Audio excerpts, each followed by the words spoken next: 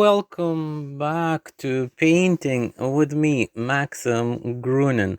We're looking at preliminary sketches in this next part of progress, work in progress, working on a painting at the studio. This is a figurative, imaginative, a colorful painting on canvas with acrylics, and it's been hanging over a piece of board up until now, and it's really time to put it on a stretcher. Stretcher is a frame made out of wood or any other material over which canvas or material is stretched.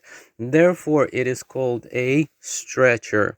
I built it with handy tools, pre-drilling screws, recycled wood, and I was taught how to stretch unprimed, primed, or any type of material over a frame, over a stretcher. So a couple of clues is that I wet the canvas quite a bit from the back because it's absorbent on the back side, and I start tacking it with a staple gun in the middle of each bar. So there's 4 bars, each start like a cross, a few staples on one side, and then pull, and a few staples on the opposite. So make a cross that will create enough tension and will create a drum essentially.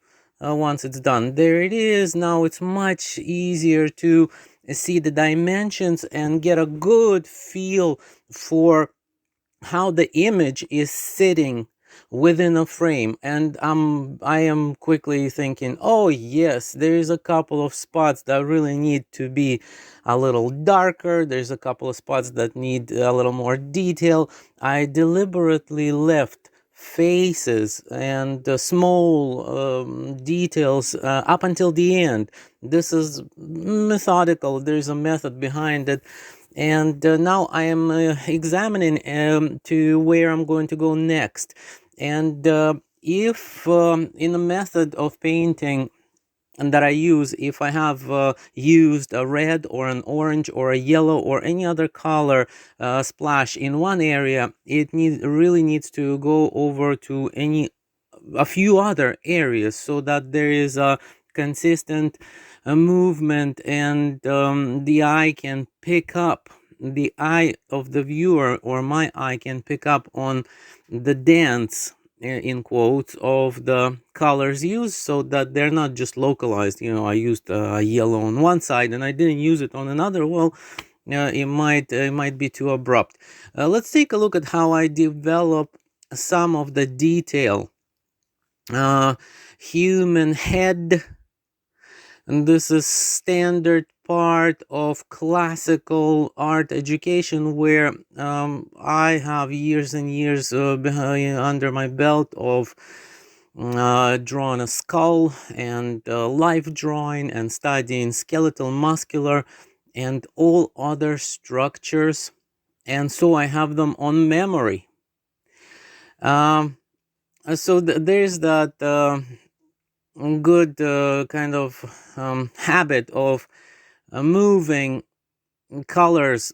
If I had an orange or a yellow there, or taking an area where a shoulder and the chest of the figure is as dark in tone as the background, so maybe I can separate it a little bit more by highlighting or introducing another color so that there is a contrast. If the hand is a little darker, then beside there might be a splash of light.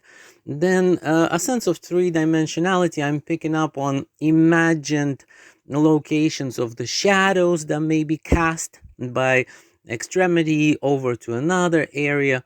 A red hot. So of course, this is just a piece of graffiti. We know that this painting is pulling on my previous work, and I fuse or synthesize realism, abstraction, street art, graffiti, calligraphy, text. Can you guess what type of painting method I'm using now? Of course you can. Who pours and splashes paint? Yeah, Joe next door. Just a joke, guys. Just a joke. So I am using all of the